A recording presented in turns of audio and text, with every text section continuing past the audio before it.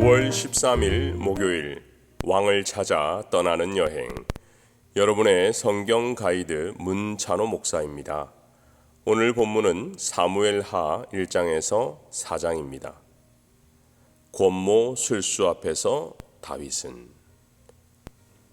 성경을 필사하는 서기관들이 구약 성경의 각 책에 있는 모든 절과 단어의 수를 책 끝에 기록을 했습니다. 이것을 마소라 피날리스라 부르는데요. 원래 구약 성경은 사무엘서와 열왕기서가 각각 한 권이었습니다. 상하로 나뉘지 않았다는 것이지요. 하지만 헬라어 70인열을 번역한 서기관들이 이를 열왕기와 함께 4권의 책으로 사무엘 상하, 열왕기 상하로 나뉘게 하였습니다. 사무엘서는 인물 중심으로 크게 3개의 챕터가 있는데요. 사무엘, 사울, 다윗 이야기입니다. 그 중에서도 사무엘 하는 다윗 왕의 일대기죠. 총 24장으로 구성되어 있는데요. 1장부터 10장까지는 다윗 왕의 부흥기, 다윗이 헤브론에서 유다 왕으로 옹립하고 블레셋을 정복하는 내용이죠. 그리고 언약궤를 예루살렘으로 이전하고 가는 곳곳마다 승리하는 내용이 나옵니다. 이때 다윗은 하나님의 성전을 짓기로 계획하죠. 11장부터 20장까지는 다윗 왕의 침체기입니다. 궁전에서 홀로 있을 때 밧세바와 간음죄를 범하고 이어 그것을 숨기기 위해 충직한 장수 우리아를 죽이게 되죠. 이것을 알게 된 나단이 찾아와서 회개를 촉구합니다. 그 결과 다윗의 아들들의 죽음과 근친상간 압살롬의 반역이 소개되기도 합니다. 21장부터 24장은 결론이자 다윗 통치에 대한 하나님의 평가입니다. 오늘 함께 묵상할 내용은 1장에서 4장입니다. 먼저 1장은 다윗이 초대왕 사울의 전사 소식을 듣고 크게 슬퍼하는 내용으로 시작하고 있습니다. 다윗은 시글락으로 돌아온 후에 그의 공동체를 약탈한 아말렉을 쫓아가 전투에서 승리했죠. 그런데 3일 후 사울 진영에서 한 청년이 돌아옵니다. 사울의 전사 소식과 요나단의 사망 소식을 가지고 온 청년은 아마도 다윗에게서 큰 상급을 받을 수 있으리라 생각하고 자신이 사울을 죽였다고 자랑합니다. 다윗과 사울의 왕위 쟁탈에 대한 갈등 관계를 알고 있었던 것이죠. 하지만 다윗은 비록 자신을 죽이기 위해 노심초사했던 사울이지만 하나님의 기름 부음을 받은 자였던 그와 또 그의 아들 요나단의 죽음을 진심으로 슬퍼했습니다. 그래서 그 아말렉 청년을 죽이며 사울과 요나단을 위한 애가 조가를 직접 지었습니다. 그리고 그 노래를 이스라엘 모든 백성이 다 배우게 하였고 개인의 감정을 넘어서서 국민장으로 애도했던 것이죠. 17절에서 18절입니다. 다윗이 이 슬픈 노래로 사울과 그의 요나단을 조상하고 명령하여 그것을 유다 족속에게 가르치라 하였으니. 이 노래는 활의 노래입니다. 이 시는 히브리 시들 가운데 아주 뛰어난 평가를 받고 있죠. 아마도 친구였던 요나단은 활을 사용하는 용사였기에 활을 제목으로 삼았던 것 같습니다. 참고로 야살의 노래라는 전쟁 무용담에 기록된 시집 안에 있는 건데요. 원적으로 승리라는 의미를 가지고 구약 성경에는 포함되지 않은 고대 문서입니다. 여호수아 10장에 보면 이스라엘이 아모리 족속을 상대로 승리하였을 때에 해와 달이 어떻게 멈추었는가를 잘 묘사하는 책이 야살의 책이죠. 2장은 내비게이션의 하나님을 찾는 장면으로 시작하고 있습니다. 1절을 읽어보면 다윗이 여호와께 여쭈어야되 내가 유다 한 성읍으로 올라가리이까. 여호와께서 이르시되 올라가라. 다윗이 아뢰되 어디로 가리이까. 이르시되 헤브론으로 갈지니라. 앞뒤 문맥을 알지 못하면 어떻게 하나님이 내비게이션처럼 이렇게 이 방향 저 방향으로 묻고 행동하냐 이렇게 물어볼 수 있지만 조금 깊게 묵상하면 다윗에게는 기회가 찾아온 것입니다. 앞장의 내용은 블레셋과 전투에서 사울 왕과 그의 상속자 요나단이 죽었죠.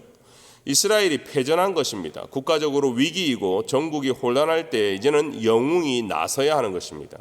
다윗 자신이 사무엘을 통해서 기름 부음을 이미 받았기에 당연히 당당하게 나서야 할 타이밍이죠. 하지만 잠잠히 하나님의 뜻을 기다립니다. 1절 첫 문장, 여호와께 여쭈어 아뢰되. 다윗은 하나님보다 앞서가지 않았고 서둘지도 않았습니다. 세상적인 관점에서 유익이 되는 타이밍을 잡지도 않았습니다. 바로 이런 자세가 하나님 보시기에 합한 자의 조건이었던 것이죠. 세상 속의 인본주의가 아니라 철저하게 하나님 중심의 신본주의입니다. 하나님의 뜻대로 다윗이 헤브론에서 유다의 왕으로 즉위하자 사울의 군사장관 아브넬은 사울의 아들 이스보셋을 이스라엘의 왕으로 삼아 다윗과 대치하기 시작합니다. 얼핏 생각하면 사울 왕가를 이으려고 했던 아브넬의 행동은 충성스럽고 너무나 당연한 듯이 보입니다. 하지만 그것은 다윗을 이스라엘 왕으로 삼고자 하신 하나님의 섭리와 그리고 자신의 섭정 정치를 위한 도구였습니다. 기브온 못을 사이에 두고 다윗 군대와 이스보셋 군대 간에 치열한 접전이 벌어지죠. 이 전투는 마침내 다윗 군대의 승리로 마무리되었지만 그 과정에서 아브넬이 요압의 아우인 아사헬을 죽이는 불상사가 발생합니다. 이 사건이 각 나라의 2인자였던 요압과 아브넬의 몰락을 예고하고 있죠. 3장의 시작은 다윗과와 사울과 사이에 오랜 전쟁이 지속되는 동안 사울과는 몰락해 갔던 반면에 다윗과는 점점 강성해졌다고 말하고 있습니다. 2절에서 5절에 언급된 다윗의 아들들의 출생과 그의 이름을 일일이 소개하는 이유는 다윗 왕가가 강성해졌다라는 것, 그것을 보여주려는 의도죠. 한편 사울가가 몰락하는 동안 군대의 장관이었던 아브넬은 점점 권세를 잡고 선을 넘게 됩니다. 사울의 첩 리스바와 통관함으로써 이스보셋의 분노를 유발하고 갈등 관계가 되죠. 기회주의자였던 아브넬은 다윗 편으로 전향을 합니다. 조건은 다윗의 아내 미갈을 데리고 가는 것이죠.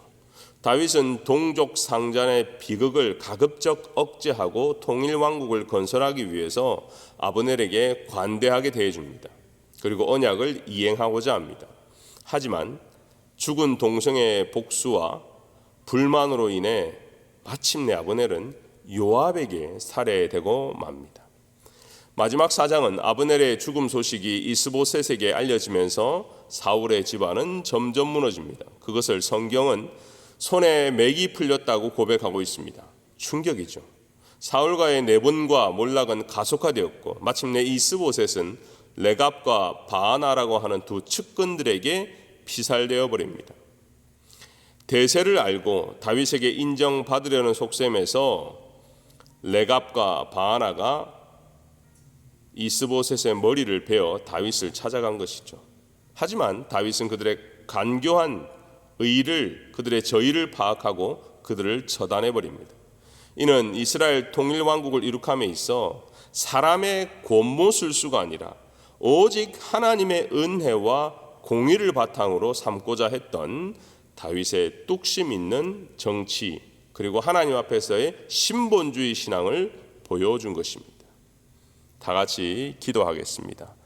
하나님, 사울의 시대가 가고 다윗의 시대가 왔습니다. 불순종하고 교만하고 나 자신이 하나님 자리에 앉았을 때 하나님이 그를 폐위시켰고 목동이지만 하나님을 경외하고 하나님의 마음에 합한 자를 주님께서 세워주셨듯이 우리 사랑하는 빛내리 모든 성도들 가운데 하나님의 마음에 합한 자를 세워주시옵소서. 가정을 세워주시고 사업을 세워주시고 각 장소에서 하나님의 나라의 백성답게 살아갈 수 있도록 붙들어 주시옵소서. 감사함이 예수님의 이름으로 기도합니다. 아멘.